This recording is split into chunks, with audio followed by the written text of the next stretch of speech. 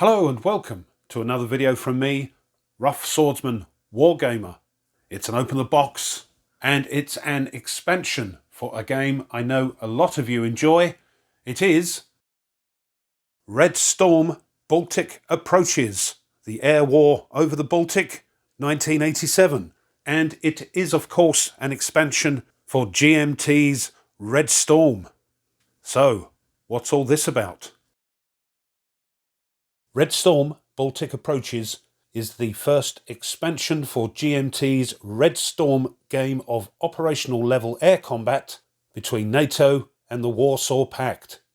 Red Storm Baltic Approaches adds the air forces of Denmark, Sweden and Poland, along with additional units for nations represented in Red Storm, including US Navy and US Marine Corps aircraft. The game adds naval units, anti-ship missiles, maritime weather and special rules for air combat over the Western Baltic. Mission types found in Red Storm: close air support, interdiction, air defence suppression and deep strike are now joined by new types focused on raids against enemy ships, amphibious operations support, airborne drops and aerial mining. Solo scenarios using the bot system introduced in Red Storm are also included. We've got some new types of aircraft here, and naval units range from cruisers and destroyers down through amphibious ships, missile patrol craft and other types from various countries whose navies would be engaged in the area. So here we can see the map and some of the counters. And in the box we've got 2 maps, each 34 by 22 inches, 1 rule booklet, 1 scenario booklet, 1 appendices booklet, 1 counter sheet, 1 player aid card number 6, 1 USSR/Poland aircraft chart, 1 NATO/Sweden aircraft chart, 1 United States Navy/United States Marine Corps aircraft chart, 1 Warsaw Pact naval chart and 1 NATO naval chart, 1 pad of naval unit log sheets and 2 10-sided dice. Players 1 to 2. Playing time 1 to 6 hours, ages 14 plus. And on the game scales here we've got complexity 8 out of 9 and the solitaire suitability 6 out of 9. Right, let's get the shrink wrap off. Okay, the shrink wrap is off, so let's open the box. First thing we see are the rules, so let's have a look at those. These come in at 16 pages, full colour of course, and we have the components list here, introduction, the rules, learning Baltic approaches, glossary of game terms, and then the game equipment, the map of course, playing pieces, charts, naval unit logs, player aid card 6, movement, raid and task planning, because we've got some new ones here, detection, anti-aircraft artillery, SAMs and radar, air-to-ground attacks, because this is all going to be slightly different to the core game, electronic countermeasures, fuel and recovery, weather, night, recon missions, CSAR,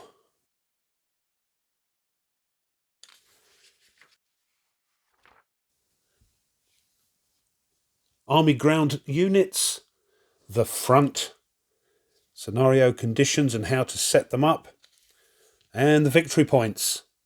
And then we've got quite a large section on naval units.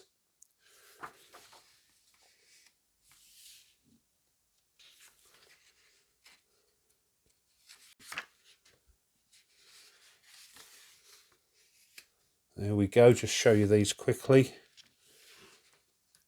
Naval units as targets.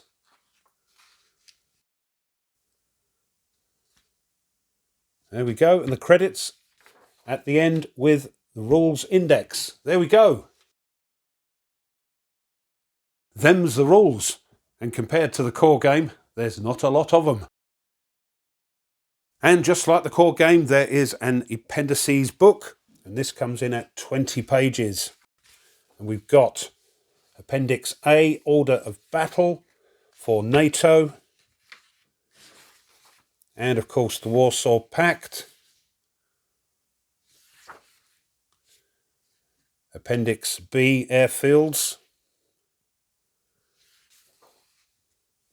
Appendix C, Ground Unit Locations. We've got Poles and the Danes and the Swedes involved in this one. And then Appendix D, an example of play. That's quite an in-depth example of play. Look at that. And then Appendix E, the designer notes. Why the Baltic? And the last appendix, F, select bibliography. There we go.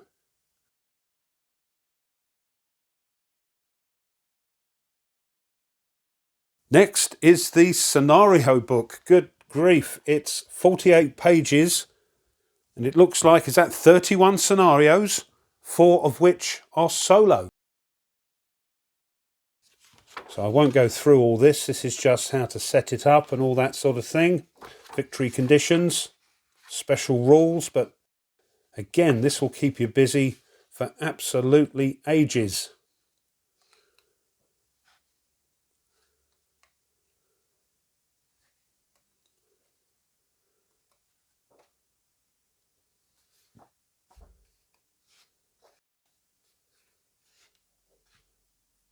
Here's the solo scenarios.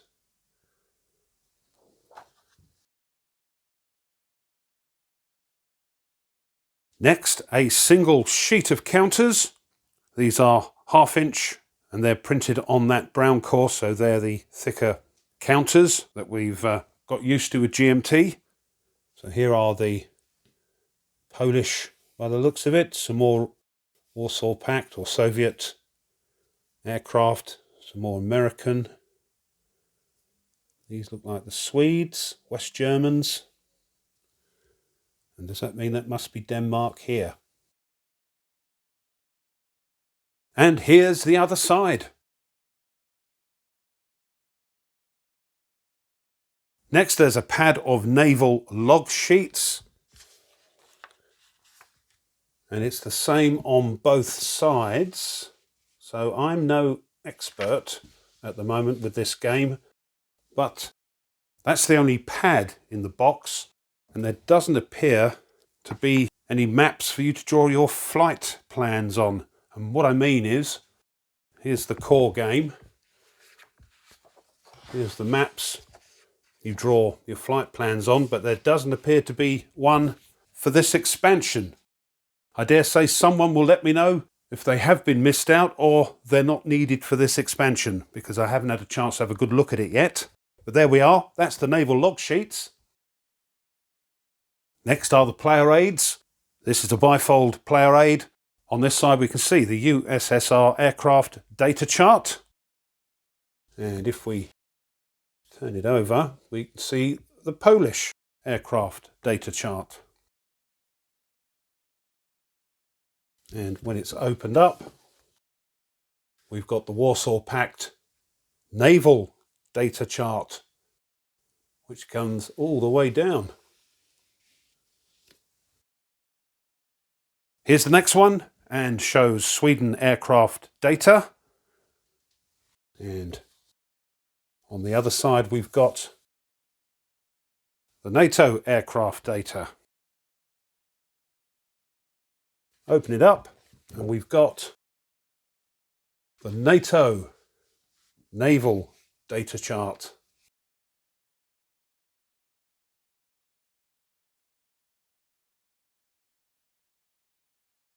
This player aid shows the United States Navy and United States Marine Corps aircraft data. And on the bottom of it, air-to-surface, missile table, standoff jamming strength, and surface search radars for the USN, USMC and USAF. And in the middle,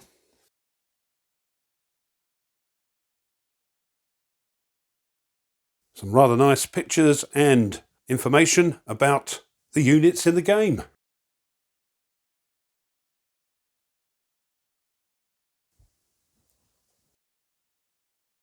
So here's Player Aid 6. We've got the air detection table updated, naval detection table and naval unit identification, naval unit line of sight and CBU capability, ground unit organic AAA table, ASMs in track phase and ARMs versus naval units. And on the back, we've got the scenario random events, naval AAA table, naval AAA damage table.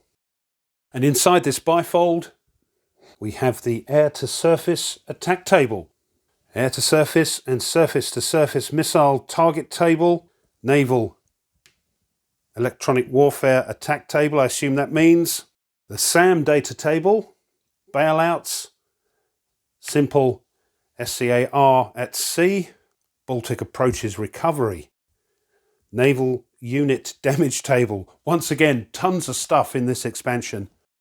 Air-to-surface, surface-to-surface missile summary. And the weather table, if that wasn't enough.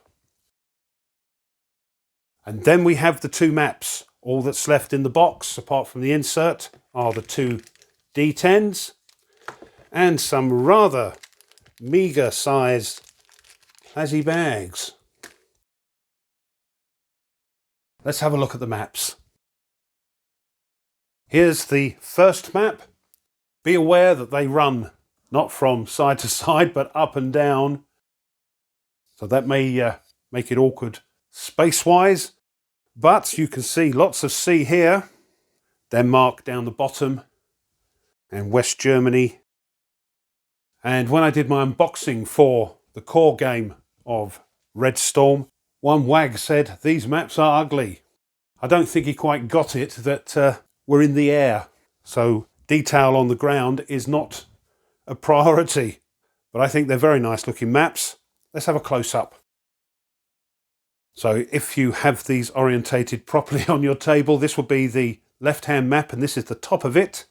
We've got the turn track here and the phase track, detect track and the sort of terrain key here. As I said earlier, not a lot of detail. Doesn't really need it if you're flying high in the sky. The only thing I think you need to be aware of are mountains. So there we go. And down here at the bottom of the map, in West Germany, we have Kiel and Neumünster here. Here's the right-hand map. And over here we've got East Germany, Sweden, Zealand and the Baltic Sea. And just to finish off, here's a little close-up of Sweden.